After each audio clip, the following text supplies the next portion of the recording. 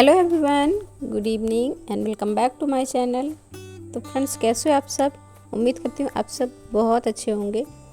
तो यहाँ पर हो रहा है शाम का टाइम और मैं बना रही हूँ शाम के खाने के लिए भाजी बना रही हूँ। तो भाजी में बन रही है आज आलू और थोड़ी प्याज डाल के ये भाजी बना रही हूँ। इस भाजी का नाम शायद मैं भूल जाती हूँ, मुझे अच्छे से याद नहीं आता। ये थोड़ी सी लिलबिरी सी बनती है, इसको शायद पता नहीं क्या ही बोलते हैं, मैं नाम भूल गई हूँ। अगर आप लोगों को नाम पता हो तो प्लीज़ कमेंट करके बताइएगा। तो यहाँ पर मैंने सरसों के तेल में थोड़ा सा लहसुन डाल के प्याज और आलू डाल के अच्छे से फ्राई कर लिया था। फिर इसमें डाल दी थी भाजी और ये भाजी बनकर तैयार हो गई। इसको वैसे ज़्यादातर लोग चने की दाल के साथ बनाते हैं, थोड़ी सी गीली गीली, पर मैंने इसको इस तरीके से बनाया है और सच में ये चने की दाल से भी ज़्यादा अच्छी लग रही थी खाने में। चने की दाल के साथ अगर आप बनाते हैं तो कभी इस तरीके से बनाइएगा, बहुत टेस्टी लगी थी सच में। जो आपके घर में नहीं खाता वो भी खाएंगे।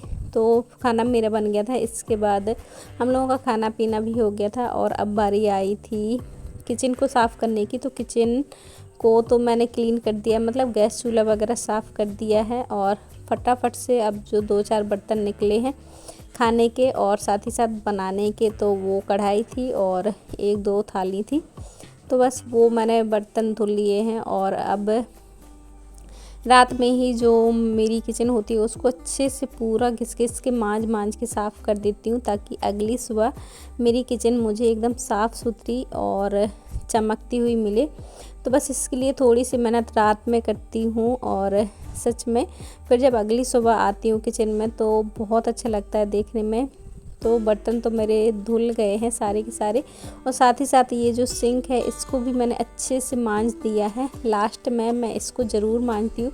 वैसे तो मेरी आदत है कि मैं इसको बार बार, मतलब जितने बार भी सिंक का यूज होता है उतनी बार इसको एक सूखे कपड़े से या गीले कपड़े से पोंछ देती हूँ, पर इस तरीके से मतलब दोपहर में और रात में मैं 2 टाइम तो ज़रूर इसको अच्छे से साफ़ करती हूँ। दोपहर में तब करती हूँ जब पूरा खाना वगैरह सब बन जाता है और रात में तब करती हूँ जब रात का भी खाना वगैरह हो जाता है। तो बस ये सारा काम हो गया था। अब मैं क्या कर रही हूँ, रात के मतलब अगले दिन के लिए अभी रात में ही फुला के रख दे रही हूँ। तो यहाँ पर मैं डाल रही हूँ छोला। तो छोले को अच्छे से पानी में 1-2 पानी निकाल के फेंक के और इसके बाद इसको फुलाने के लिए कुकर में ही रख दे रही हूँ। तो इससे एक चीज़ अच्छी होती है कि हमें फिर सुबह कुकर भी नहीं ढूंढना पड़ता है और कुकर में ही फिर बस सीधा इसको पानी बदल के और फिर रख देते हैं बॉईल करने के लिए। तो थोड़े से काम जो है वो जल्दी हो जाते हैं। और प्याज लहसुन वगैरह तो मैंने छील के काट के फ्रिज में रख दिया है, तो सुबह फिर जल्दी हो जाएगा। और ये है नेक्स्ट मॉर्निंग। तो गुड मॉर्निंग फ्रेंड्स, आप सभी का वेलकम है मेरे एक और नए ब्लॉग में। तो यहाँ पर ये देखिए नंदिता हो रही है रेडी और तब तक मैं उसका जो लंच है वो भी तैयार कर देती हूँ। तो यहाँ पर मैंने उसके लिए पूड़ियाँ तो सेक के रख ली हैं और अभी जो छोला है वो बॉईल हो रहा है। तब तक उसने बोला कि मम्मी या मुझे बना दो, आप मैंगो शेक बना दो। तो यहाँ पर बस मैं उसके लिए मैंगो शेक बना रही हूँ, तो वो पीकर चली जाएगी। आजकल वो चाय नहीं पी रही है, तो मैंगो शेक वगैरह या सादा दूध कर देती हूँ कभी कभी, जो उसकी इच्छा होती है वो बना देती हूँ उसके खाने के लिए। तो आज तो उसको पीना है मैंगो शेक, तो यहाँ पर मैंने मैंगो शेक बना दिया है और थोड़ा सा एक्स्ट्रा बन गया था। तो फिर उसको देने के बाद जब वो रेडी हो गई, इसके बाद फिर 1 गिलास मैंने भी अपने लिए ले लिया था, तो मैंने भी पी लिया। और ये देखिए इसके बाद मैंगो शेक उसको दे दिया है। अब फटाफट से जो उसके लिए छोला है वो मैं बना देती हूँ। तो छोला उबल गया है और फिर कुकर खाली करके धुल के और इसमें मैंने चढ़ा दिए चावल। तो साइड में मेरे पक रहे हैं चावल और जब तक मैं उसकी सब्ज़ी हो जाए वो रेडी कर देती हूँ। सो यहाँ पर नंदिता मुझसे बोल रही थी कि मम्मी कितनी देर है, और 15 मिनट रह गया है बस बहन आने में। तो मैंने कहा बेटा बस हो गया, पूड़ियाँ तो वैसे भी सेक के रख दी हैं और छोला जो है तो वो 5 मिनट में रेडी हो जाएगा। उबला हुआ छोला है, मसाला मैंने पहले ही भूंज लिया था। तो बस मेरा जो सब्ज़ी है मतलब उसका लंच लगभग बस तैयार हो गया है। तो फटाफट से बस उसका लंच लगाती हूँ। और उसकी चोटी उसने आज खुद से ही बनाई है, तो बोल रही है कि ठीक नहीं बनी है, आप दोबारा से बना दो मिटा के। तो फिर अभी मुझे उसकी चोटियाँ भी बनानी है। तो बस सुबह की तो सच में बहुत भागम भाग होती है। और सच में जब से स्कूल खुले हैं, आज तीसरा दिन है स्कूल खुले हुए, और इतनी ज़्यादा भागम भाग होती है सुबह। तो वो अभी 2-4 दिनों में फिर आ जाएगा, पट्टी पे गाड़ी आ जाएगी। मतलब अभी मतलब इतने दिनों के बाद स्कूल खुले हैं, तो थोड़ा सा मतलब जो रूटीन है वो उलट पुलट हो गया है। सुबह लंच लगा दिया था, इसके बाद उसको रेडी करके और लंच देकर वो चली गई स्कूल। मतलब स्कूल नहीं, उसकी वैन आ गई है, तो वो भागते हुए फिर नीचे चली गई। तो बस वैन आ गई है, तो यहाँ पर मैं उसको आवाज़ लगा रही थी कि आराम से बैठना। और बस फिर अब मैं पीती हूँ अपना जो मैंगो शेक है, वो पी लेती हूँ इसके बाद। तो बस बेटी मेरी जा चुकी है स्कूल, तो थोड़ा सा ले रही हूँ ठंडी हवा अपनी बालकनी में। और फिर अभी मैं थोड़ा सा रिलैक्स करूँगी, 10 से 15 मिनट थोड़ा सा बिताऊँगी। इसके बाद फिर देखती हूँ कि घर के काम तो मतलब सारे के सारे पड़े ही हैं सुबह के, तो देखती हूँ कि कहाँ से क्या शुरू करूँ, कैसे करूँगी।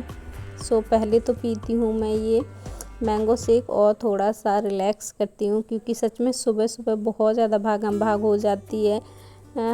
ढेरों काम होते हैं छोटे छोटे किचन के, और सुबह उठते ही आजकल तो जब से स्कूल खुले हैं तब से सच में बहुत ज़्यादा ही हेडेक वाली सुबह होती है। तो अब देखिए कितना टाइम लगता है पता ही नहीं। हाँ, पर हफ्ते खाड़ में फिर ये होगा कि रूटीन बन जाएगा एक, तो फिर दिमाग में सेट हो जाता है कि कब कैसे क्या करना है, सुबह की शुरुआत कैसे करनी है। तो बस थोड़ा सा टाइम लगेगा। यहाँ पर बस मैंगो शेक पी लिया। इसके बाद अब लगती हूँ मैं अपने कामों में। तो ये देखिए नंदिता सारी की सारी बुक्स वगैरह जो है वो ऐसी ही फैला देती है, और उसकी सभी बुक्स, जो भी बुक्स कॉपी कुछ भी होता है उसके पढ़ाई से रिलेटेड सामान पूरे घर में सच में फैला रहता है। आप कभी भी देखेंगे तो हर एक कोने में उसका सामान मिलेगा, और इस चीज़ से ना मैं बहुत ज़्यादा परेशान हो जाती हूँ। वो पढ़ाई कम करती है, सामान ज़्यादा फैला के रखती है अपना, तो ये सारा सब कुछ ना मुझे ही समेटना पड़ता है।